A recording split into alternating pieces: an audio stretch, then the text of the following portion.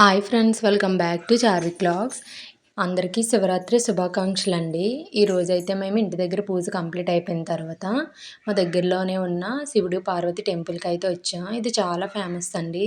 ఈ చుట్టుపక్కల ఉన్న ఏరియాలో వాళ్ళందరూ కూడా మా విలేజ్లో మొత్తం ఈ చుట్టూ అనకాపల్లి సరౌండింగ్లో ఉన్న వాళ్ళంతా కూడా ఇక్కడికి వస్తారు. చాలా బాగుంటుంది. గుడి కూడా చాలా ఫేమస్ అండి. వచ్చిన వెంటనే ప్రదక్షిణాలు అయితే చేసి ఇక్కడ గజస్తంభం దగ్గర ఫస్ట్ దీపాలు అయితే పెడతామండి. తర్వాత ఈ శివుడి దగ్గర నుంచి పైనుంచి నీళ్ళు వస్తాయండి. వెనక నుంచి సూర్యకిరణాలు శివుడి పైన పడతాయి. పైనుంచి వాటర్ ఇలా పడతాయి అన్నమాట. కార్తీక మాసంలో అయితే ఆ వాటర్లోనే దీపాలు కూడా వదులుతారు. చాలా అంటే చాలా బాగుంటుందండి. ఎవరైనా ఇప్పటివరకు చూడలేని వాళ్ళు ఈ సరౌండింగ్లో ఉన్న వాళ్ళు అయితే ఒకసారి వచ్చి విజిట్ చేయండి. చాలా బాగుంటుంది టెంపుల్ అయితే. పిల్లల కోసం అయితే ఉయ్యాలలు అవి కూడా ఉన్నాయండి ఊపుకోవడానికి. టైం పాస్ అవుతుంది కదండి పిల్లలతోని. మనము పూజ చేసుకున్న పిల్లలు ఏంటంటే అలా ఆడుకుంటారు. ఇక్కడ రావి చెట్టు దగ్గర సేమ్ రియల్గా అనిపిస్తుందండి ఆవు అయితే. ఆవుకి మళ్ళీ చిన్న పయ్య ఇక్కడికి వచ్చి అయితే దీపాలు అవి వెలిగించుకుంటారు. అలాగే పక్కన ఏంటంటే నాగుపాముది కూడా ఉంటుందండి. అప్పట్లో పాము ఉంటుందని అంటారు. అప్పుడప్పుడు లోపల శివుడి దగ్గరికి వెళ్ళి వస్తుందంట అని కూడా అంటారు. మనకైతే తెలియదు. పంతులు గారు అయితే అన్నారు. ఇక్కడే మళ్ళీ సుబ్రహ్మణ్య స్వామి గుడి అయితే ఒక పక్కన ఉంటుందండి. దానికి సపరేట్గా చిన్న గుడిలాగా అయితే దానికైతే కట్టారు. సుబ్రహ్మణ్య స్వామి మంగళవారం పూట చేస్తారు. ఇక్కడ బాగా ఫేమస్ అండి. చాలామంది వచ్చి అయితే పూజలు అవి చేయించుకుంటారు. మేము కూడా వెళ్ళాము 13 వారాలు అయితే. బాగా చేస్తారు పూజలు. అన్నీ మన చేతుల మీదే అన్నీ చేయిస్తారు. అలాగే నవగ్రహాలు కూడా ఉంటాయండి. సంత్రయోదశి రోజు అలా వెళ్ళి అంట్లకి సౌకర్యంగా బాగుంటుందండి గుడి అయితే. ఇప్పటివరకు తెలియలేని వాళ్ళు ఎవరైనా ఈ దగ్గరలో ఉంటే విజిట్ చేయండి. చాలా బాగుంటుంది గుడి. దాని తర్వాత ఇంక ఇవన్నీ అయిపోయిన తర్వాత బయటన దీపాలు వెలిగించుకొని గజస్తంభం అయితే ముందు నుంచి అయితే ఇలా ఉంటుందండి. గజస్తంభం దగ్గర పూజ కంప్లీట్ అయిపోయిన తర్వాత లైన్ అయితే కట్టాలి. మేము ఏంటంటే అభిషేకానికి అయితే టికెట్ తీసుకున్నాము. అభిషేకం చేయించుకుందామని అన్నీ పట్టుకెళ్ళాము. దానికోసమని లైన్ కోసం కానీ అభిషేకం కోసం టికెట్ తీసుకున్నాము. అభిషేకం చేయించుకున్న తర్వాత అప్పుడు మళ్ళీ దర్శనానికి అయితే వెళ్ళాలి. అభిషేకం కూడా చాలా బాగా చేశారండి. ఇంకా నైట్కి అయితే ఇంకా బాగా చేస్తారు. ముందుగానే రాయించుకోవాలి. దానికి ఏంటంటే నైట్ చేయించుకునే దానికి మేము ఇప్పుడు మార్నింగే చేయించేసుకున్నాము. నైట్ అవ్వదేమో బాబుతో అనేసి. బాగా చేశారు ఇప్పుడు కూడానా. అంటే లైన్ అనమాట దీనికి కూడానా. ఫస్ట్ టీము, తర్వాత టీము అలా ఏబి అన్నట్టుగా ఫస్ట్ టీం అయిపోయిన తర్వాత రెండో టీము అలాగా చేశారనమాట. మనం పట్టుకెళ్ళేవన్నీ పిల్లల్లోని దేనికవి సపరేట్గా అన్నీ పెట్టేయాలండి. అన్నీ పెట్టిన తర్వాత అక్కడ పంతులు గారే అన్నీ చేస్తారు. మన చేతులతో అయితే ఏమీ చేయనివ్వరు. అంతమందిలో మన కుక్కల చేత అయితే చేస్తే బాగా లేట్ అవుతుంది కదండి.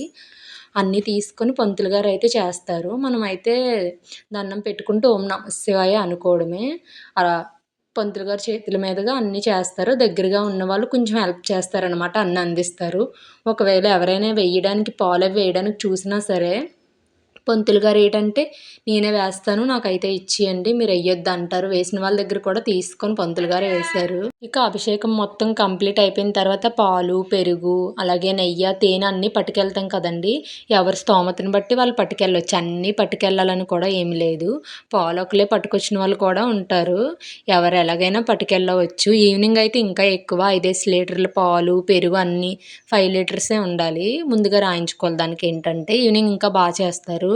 మగోళ్ళకి మాత్రమే ఎంట్రీ ఉంటుంది. అప్పుడు అభిషేకం చేసినవన్నీ అవి క్యాన్లు అవి మోయడానికి వాటికి కూడా. ఇక మాకైతే ఇప్పుడు సింపుల్గా చేసిన తర్వాత అభిషేకం అయిపోయిన తర్వాత ఏంటంటే హారతి ఇస్తారు కదా. హారతి ఇచ్చిన తర్వాత అప్పుడు మనం పైకి లేగాలి. అప్పటి వరకు కూడా అలా కూర్చొని ఓం నమః శివాయ అనుకోవడమే. హారతి ఇచ్చిన తర్వాత దేవుడికి ఇచ్చిన తర్వాత మనకు హారతి ఇస్తారు. హారతి తీసుకున్న తర్వాత అప్పుడు ఒక్కొక్కరు వెళ్ళి ఇప్పుడు అభిషేకం చేస్తున్నారు కదండి శివుడికి. వెనకాల ఏంటంటే శివుడు, పార్వతి ఉంటారు.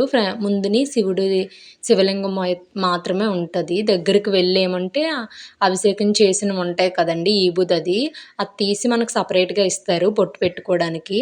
ఈ అభిషేకం కంప్లీట్ అయిపోయిన తర్వాత హారతి ఇస్తారు. మనం కూడా దగ్గరికి వెళ్ళి హారతి ఇచ్చి అభిషేకం చేసిన పువ్వులు దండం పెట్టుకొని అలాగే కొంచెం ప్రసాదం కూడా తీసుకొని అప్పుడు మళ్ళీ లైన్ కట్టాలన్నమాట. తీర్థం ఇస్తారు. తీర్థం తీసుకొని అప్పుడు మళ్ళీ శివుడి దగ్గరికి వెళ్ళాలి. గర్భగుడిలో ఉన్న దేవుడి దగ్గరికి అయితే పంపిస్తారండి. లోపలికైతే పంపించరు. మళ్ళీ బయట నుంచే దండం పెట్టుకోవాలి. తీర్థం అయితే తీసుకొని అప్పుడు మళ్ళీ శివుడి దగ్గరికెళ్ళి దండం పెట్టుకొని ఇంక బయటకైతే వెళ్ళిపోవడమే. మళ్ళీ నెక్స్ట్ టీమ్ కోసం అయితే మన పూజ కంప్లీట్ అయిపోయిన తర్వాత మళ్ళీ వాటర్‌తో మొత్తం అభిషేకం చేసి ఇక్కడ క్లీన్ చేసిన తర్వాత అప్పుడు మళ్ళీ నెక్స్ట్ టీమ్‌నయితే కూర్చోబెడతారండి. ముందుగానే అయితే రానివ్వరు. ఇది మొత్తం ఇక్కడ క్లీన్ అయిపోయిన తర్వాత ముందుగా ఆళ్ళు టోకెన్స్ తీసుకొని ఉంటారు కదండీ! వాళ్ళు మాత్రమే టోకెన్స్ అయితే తీసుకొని రెడీగా ఉండాలి. మా పూజ అయిపోయిన వెంటనే ఇక్కడ క్లీన్ చేసాక వాళ్ళైతే కూర్చోబెడతారు.